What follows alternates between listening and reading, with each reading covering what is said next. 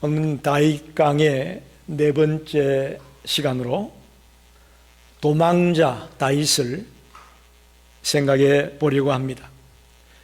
성경은 우리들에게 하나님의 사람들, 특별히 그들의 삶에서 시련을 만나고 고난을 만난 자들을 하나님이 어떻게 인도하고 있고 하나님이 그들 가운데서 어떻게 일하고 있는가를 보여주고 있는 것이 성경입니다.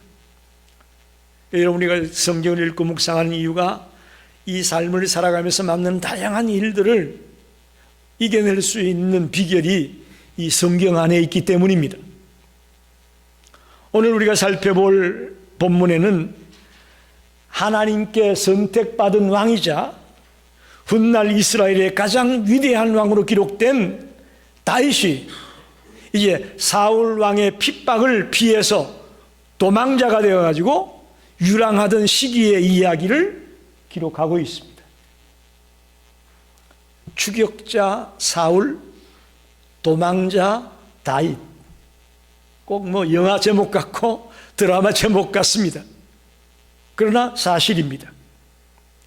다윗은 사무엘상 19장 18절에서 31장 마지막까지, 즉 사울이 죽을 때까지 라마로 피신하는 것에서 또 시작해가지고 사울이 죽을 때까지 계속해서 도망자의 삶을 살아가고 있습니다.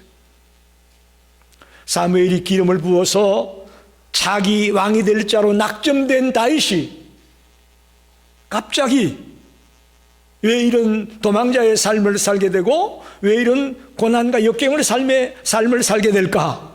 우리가 질문하지 않을 수가 없습니다. 왜 하나님이 기름 부어서 자기의 왕으로 삼으려고 하는 자가 이런 도망자의 신세가 되고 말았을까? 질문할 수 있습니다. 해답을 말씀드린다면 그를 연단시키기 위한 하나님의 섭리와 인도의 결과다라고 말할 수 있습니다. 과거에 모세가 이스라엘 백성들을 출애굽시킬 지도자로 세워지기 전에 40년 동안이나 광야에서 목자의 삶을 살아가며 연단과 훈련을 받았던 것을 여러분 기억하죠. 그래서 나이 80이 되어서야 그가 다시금 애굽으로 돌아가서 백성들을 이끌어오는 지도자의 역할을 감당했습니다. 즉 40년이나 모세를 연단시키고 훈련시켜서 지도자가 되게 했다는 것을 성경은 말하고 있는 겁니다. 마찬가지로 하나님께서 다윗을 이스라엘의 왕으로 세우시기 전에 먼저 연단의 기간을 삼고 있다는 것을 우리가 발견하게 되는 겁니다. 신약의 바울도 다메섹 도상에서 이제 예수 믿는 사람을 잡아 죽이러 가다가 강한 빛으로 다가온 주님을 만나게 되지 않습니까? 그리고 거기서 거꾸로지죠. 그런 뒤에 아나니아를 통해 기도를 받고 눈이 띄어지면서 가장 먼저 한 일이 뭐냐? 자기 고향에 돌아가서 3년 동안이나 그곳에서 기도하며 훈련받으며 말씀을 읽으며 지도자로서의 삶을, 전도자로서의 삶을 연단하는 기간이 있었습니다. 갑자기 바울이 그냥 한순간에 변해가지고 뛰쳐나가서 예수 믿으라고 외치는 것 아니었습니다. 3년 동안이나 은둔 생활하며 말씀을 읽고 묵상하며 그가 변화되는 훈련되어진 가정이 있었던 거죠. 이렇게 성경을 보면 하나님은 한 사람을 세워서 쓰실 때에 꼭 연단의 기간을 두고 있습니다. 이 본문은 단순한 도망자의 이야기가 아니라 믿음과 두려움이 공존하는 이 현실 속에서 골리앗을 쓰러뜨릴 때 다윗이 어땠습니까? 엄청난 믿음의 사람 아니었습니까? 나는 만군의 주 여호와의 이름으로 너에게 간다. 그 거구 앞에서도 두려워하지 않던 엄청난 믿음의 소년이었음을 우리는 기억합니다. 근데 지금 현실은 또 어떻습니까? 엄청난 권세를 가진 사울 앞에서 도망을 다니고 있는, 두려움 속에 있는 이 현실, 믿음과 두려움이 공존하는 현실. 여러분, 우리도 마찬가지잖아요. 우리가 예수 믿죠? 한번 물어봅니다. 여러분 예수 믿습니까? 그렇다고 여러분 두려움이 없습니까? 늘 우리 앞에 두려움이 있습니다. 사고를 만날 수도 있고, 갑자기 질병에 걸릴 수도 있고, 갑자기 아이들에게 문제가 생길 수도 있고, 우리 앞에 끊임없이 믿음과 두려움이 공존하고 있습니다. 이때 과연 다윗이 어떻게 하나님을 의지하고 어떻게 하나님의 공급하심으로 이 위기를 뚫고 나가는지를 본문을 통해 우리는 깨닫기 원합니다. 다윗이 하나님의 위대한 그릇으로 연단받고 훈련받는 이 과정을 통해서 저와 여러분도 그렇게 훈련받고 연단받아 이 힘들고 어려운 때를 이겨낼 수 있게 되기를 간절히 축원합니다. 두려워 떨며 포기하고 무너져버리는 그런 믿음의 사람이 되지 말고, 어떤 두려움이 우리 앞에 놓였을지라도 다윗과 같이 그 두려움을 믿음으로 이겨낼 수 있는 그런 하나님의 사람으로 저와 여러분이 서게 되기를 바랍니다. 첫째는 다윗의 도피와 두려움을 생각해 보려고 합니다.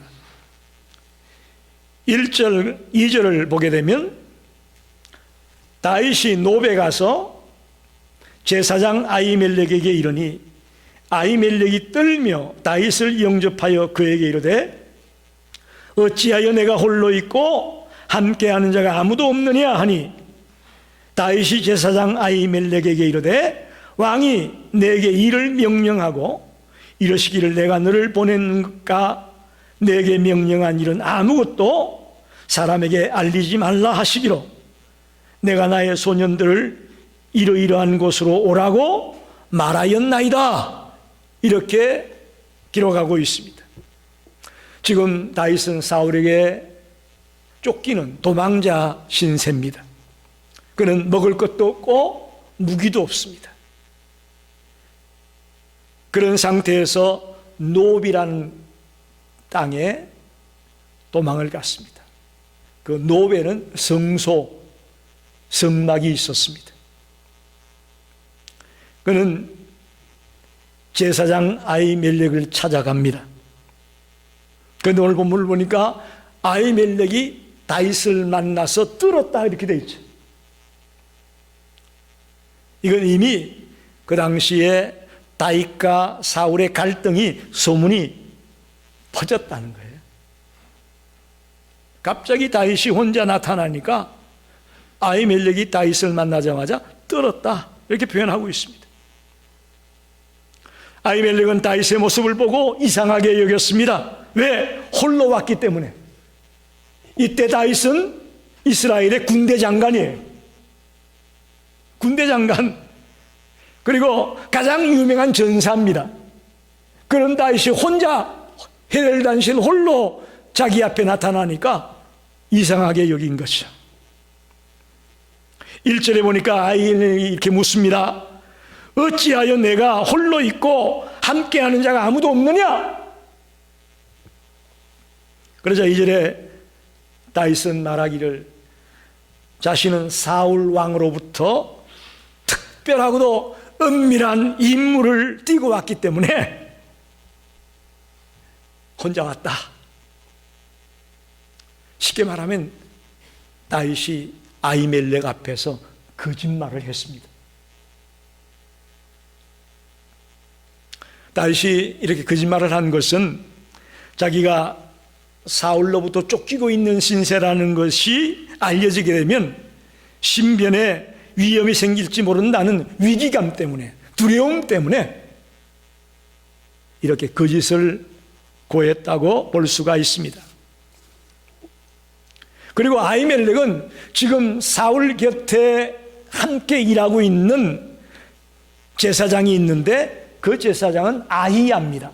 아히야. 이 아히야와 아히멜렉은 형제지간이에요. 자기 형제 하나가 지금 사울 곁에서 일하는 제사장이고, 이 아히멜렉은 노브에서 일하는 제사장이고,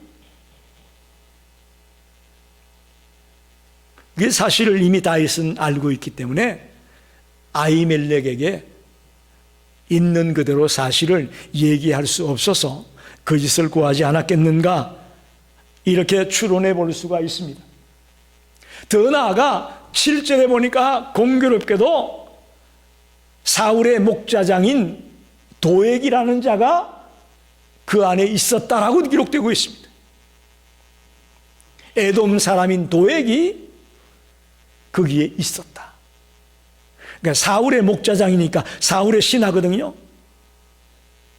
그러니 여러 가지 상황을 볼 때에 사실대로 말하기 어려운 상황을 알고 다윗이 거짓을 구했다라고 봅니다.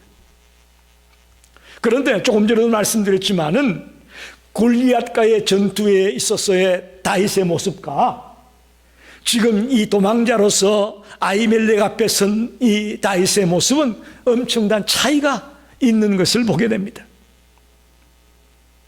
다윗은 골리앗 앞에서의 모습은 담대하고 전적으로 모든 걸 하나님께 맡기고 두려움이 없이 달려나갔었는데, 지금 사울에게 도망다니는 도망자의 신세로서의 지금 아히멜렉 앞에 선 다윗의 모습은 그야말로 연약하고 두려움에 어쩔 줄을 몰라 하는 그런 다윗을 우리가 생각해 볼 수가 있는 겁니다. 사무엘상 17장 45절에 다윗이 외쳤던 그 고백을 보십시오. 다윗이 블레셋 사람에게 이르되 너는 칼과 창과 단창으로 내게 나오거니와 나는 만군의 여호와의 이름으로 곧 내가 모욕하는 이스라엘 군대의 하나님의 이름으로 너에게 나아가겠다. 이렇게 외치며 담대하게 달려나갔던 다윗이 지금 두려움에 빠지게 되니까 믿음이 약해지고 거짓말까지 하게 되는 이런 자리에 처했음을 보게 되는 겁니다. 여러분 보십시오. 그런데 이 실수의 결과가 끔찍합니다. 끔찍합니다. 사무엘상 22장 18절로 19절을 보십시다. 왕이 도액에게 이르되 너는 돌아가서 제사장들을 죽이라 하며 에돔 사람 도액이 돌아가서 제사장들을 쳐서 그날에 세마포 에봇 입은 자 85명을 죽였고 제사장들의 성읍 노베 남녀와 아이들과 젖먹는 자들과 소와 나귀와 양을 칼로 쳤더라. 다윗의 그 실수로 말미암아 노브 땅에 있던 제사장 85명이 죽고 남자, 여자, 아이들, 젖먹는 자들, 가축들을 완전히 썰어버리는 끔찍한 비극이 벌어지고 말았습니다. 여러분, 우리가 살면서 실수를 안 할 수가 없죠. 우리 연약한 인간이기 때문에 실수를 왕왕하게 됩니다. 그러나 오늘 다윗의 경우를 보면 다윗의 그 단 한 번의 실수로 말미암아 이런 끔찍하고 비참하고 충격적인 결과가 일어났음을 보게 되면서 저와 여러분이 정신 바짝 차려야 됩니다. 바짝 차려야 돼요. 아니 뭐 이것쯤이야 하고 가볍게 내 실수를 넘기면 안 됩니다. 저는 이 말씀을 읽으면서 내 자신을 돌아보게 되었습니다. 야, 이거 실수가 이렇게 무섭구나. 어? 우리가 자기 합리화라고 하지 않습니까? 남이 한 건 크게 보이고 내가 한 건 작게 보면서 아 이것쯤이야 이것쯤이야 하고 자기를 아주 그냥 너그럽게 봐주는데 그러지 말라는 거예요. 여러분, 그것 때문에 오는 끔찍하고 비참한 결과가 있을 수 있다는 것을 우리가 알고 실수를 최대한 줄이기를 바랍니다. 저도 그렇고 여러분도 그렇고 오늘부터 실수를 최대한 줄이려고 애씁시다. 부부간에도 마찬가지고 말 한마디 때문에 그 표현 하나 때문에 부부싸움이 되고 문제가 되는 경우가 얼마나 많습니까? 그게 잦아지면 큰일 나는 거예요. 줄여야 되는 거예요. 줄여야 되는 거예요. 아마도 다윗은 사울의 계속되는 핍박과 가중되는 살해 위협 가운데 두려워서 어쩔 줄을 몰라 해서 이런 처지에 놓였다고 볼 수가 있습니다. 여러분, 아무리 믿음이 좋았던 사람이라도 이런 한계에 봉착하게 되면 흔들릴 수가 있는 겁니다. 여러분, 다윗을 우리가 다윗이 왜 이래 이렇게 볼 게 아니라 아무리 굳센 믿음의 사람이라 할지라도 이런 절박한 상황에 한계에 봉착하게 되면 흔들릴 수 있다는 것을 우리 다윗을 통해 교훈을 받게 됩니다. 사랑하는 성도 여러분, 여러분 안에 있는 두려움을 왜 생기느냐 한번 생각해 보십시오. 우리가 끝까지 하나님을 신뢰하지 못하고 끝까지 하나님을 의지하지 못하기 때문에 두려움이 생기고 염려가 생기는 거 아닐까요? 우리는 하나님을 온전히 신뢰한다면 결코 두려워할 것이 없음을 믿습니다. 그런 믿음을 오늘 회복하게 되기를 바랍니다. 풀무불 앞에서도 흔들리지 않는 굳센 믿음을 갖고 나아갔을 때에 이겨낼 수 있었습니다. 사자굴 속에 떨어졌지만 하나님을 전적으로 의지하는 믿음이 있을 때에 이겨낼 수 있었습니다. 감옥 안에 갇혀 있었어도 의심하지 않고 염려하지 않고 주님만을 붙들었을 때에 이겨낼 수가 있었습니다. 유라굴로 강풍 앞에서 모든 사람들이 두려워 떨고 있을 때에도 하나님을 전적으로 의지하고 달려나갔을 때에 그 위기 상황에서 이겨낼 수 있었고 건져냄을 받을 수 있었음을 믿습니다. 저와 여러분이 어디를 가든지 하나님이 나를 보호하고 인도하고 있다는 그 믿음을 놓지 않게 되기를 간절히 부탁드립니다. 두 번째로 생각할 것은 하나님의 공급하심과 은혜를 생각해 보려고 합니다. 3절 4절을 보면 이제 당신의 수중에 무엇이 있나이까? 떡 5덩이나 무엇이나 있는 대로 내 손에 주소서 하니 제사장이 다윗에게 대답하여 이르되 보통 떡은 내 수중에 없으나 거룩한 떡은 있나니 그 소년들이 여자를 가까이만 하지 아니하였으면 주리라 하는지라. 다윗은 아히멜렉에게 먹을 것을 요구합니다. 그에게는 아무것도 없었습니다. 그래서 성소에서조차 먹을 것을 구해야 하는 신세가 되고 말았습니다. 그때 아히멜렉은 말합니다. 보통 떡은 없다. 일반적인 떡은 없다. 그 대신 제사장들이 성결해야만 먹을 수 있는 거룩한 떡, 진설병이 있다. 그렇게 말합니다. 진설병이란 성막 안에 들어가면 성소와 지성소가 있잖아요. 그 성소에 성소와 지성소를 가르는 휘장이 놓여 있는데 그 앞에 떡상이 있습니다. 떡상에 매 안식일 때마다 12개의 떡을 거기다가 갖다가 놓습니다. 진설병이라는 말은 진열된 떡이라 그런 말이에요. 진열된 떡이다. 하나님 앞에 진열되었던 떡을 진설병이라고 하는 겁니다. 그래서 12개의 떡을 갖다 놨다가 또 그 다음 안식일이 되면 새로운 떡을 만들어서 갖다 놓고 한 주가 지난 그 떡은 물러내는 겁니다. 그 물러내는 떡을 제사장들이 먹었어요. 오늘 아히멜렉이 다윗이 먹을 것을 구하자 그 물러낸 떡을 다윗에게 주었다라고 말하고 있는 겁니다. 특별히 아히멜렉은 그러면서 너와 함께 있는 소년들이 여자를 가까이 하지 않고 성결한 상태라면 이 떡을 갖다 먹어라, 이렇게 부탁하고 있음을 보게 됩니다. 여러분, 사실 이건 율법으로 따지면 율법에 어긋난 행위입니다. 제사장들만이 그 물러낸 떡을 먹을 수 있는데 일반 사람들이 그걸 먹는다? 이건 불법이에요. 불법이에요. 그런데 놀라운 것은 그 행위에 대해 하나님이 침묵했습니다. 그리고 더 나아가 신약에 와가지고 예수님이 이 사건을 말합니다. 마태복음 12장 3절 4절에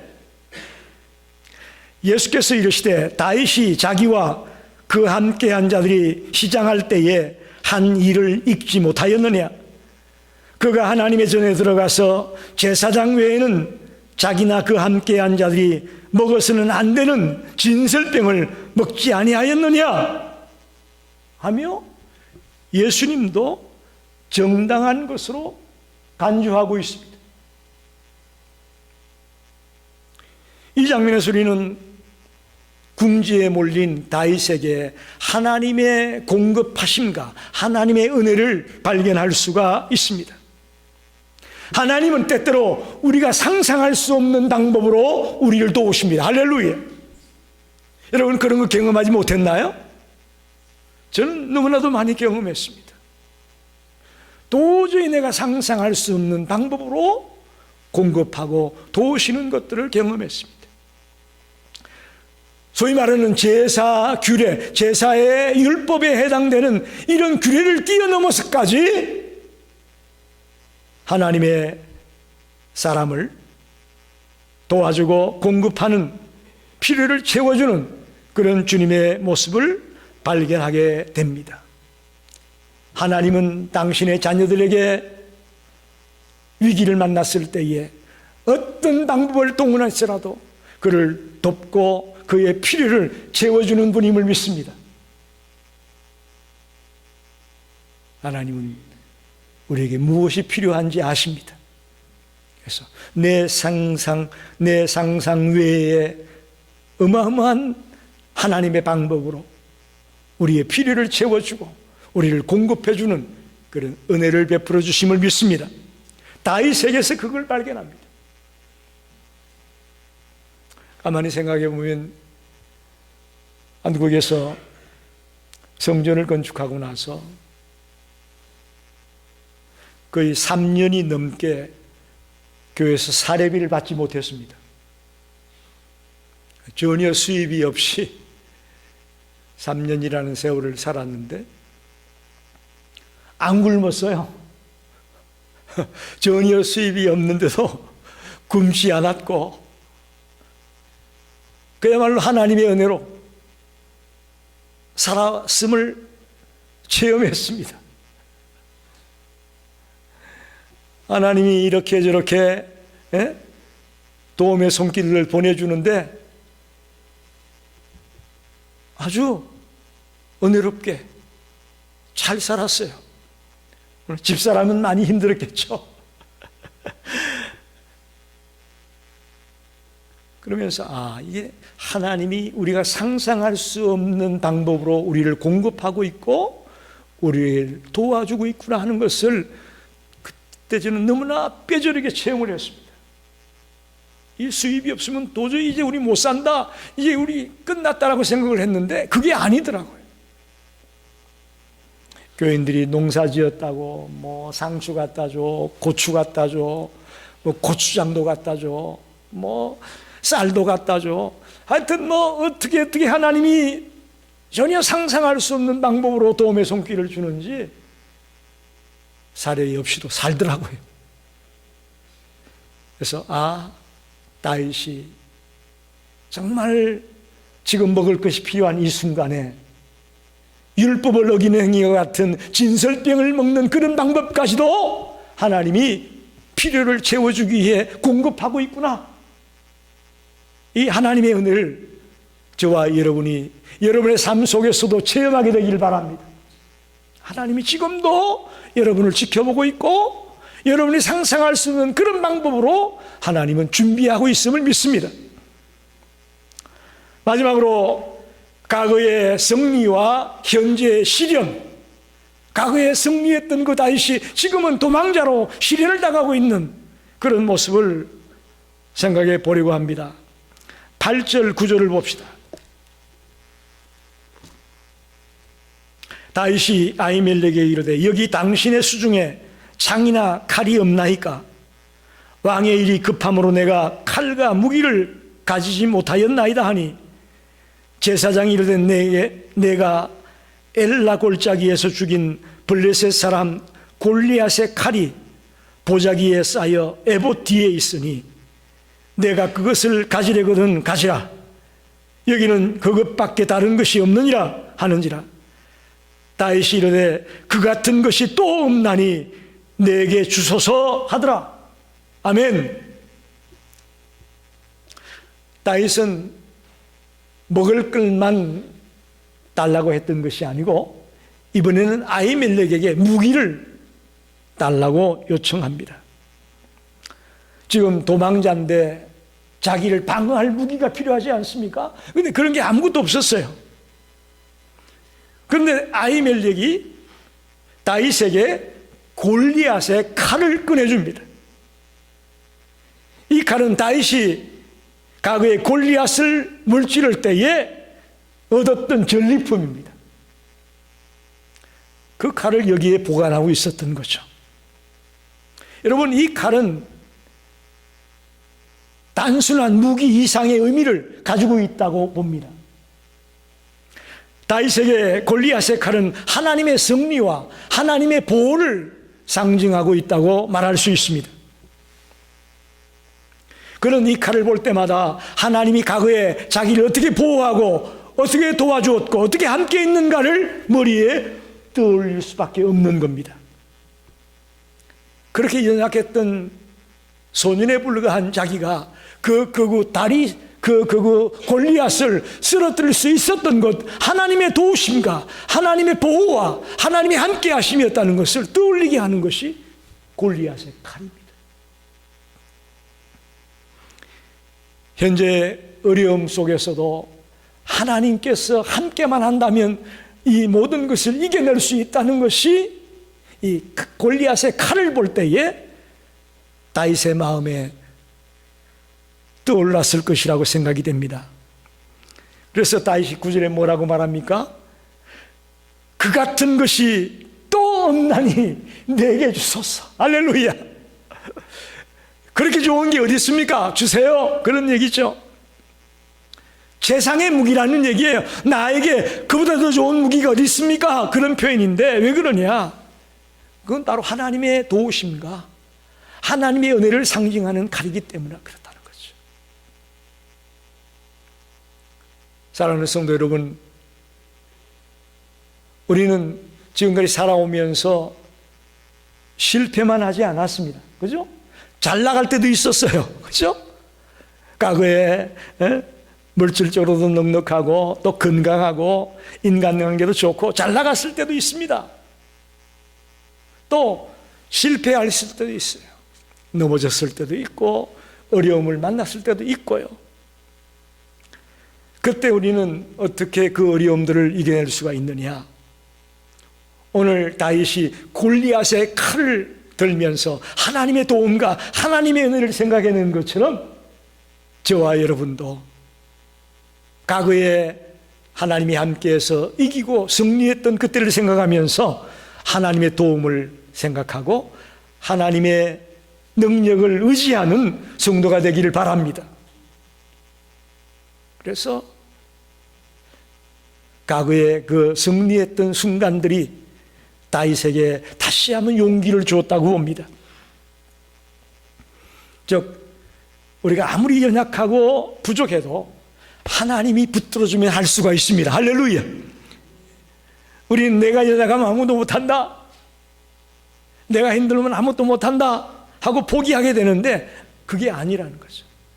아무리 약하고 무능하고 어리석어 보여도 하나님의 손에 붙들림 받으면 우리가 일어날 수 있고 할 수가 있습니다. 그게 믿음이에요. 그런 믿음이 우리에게 필요한 거예요.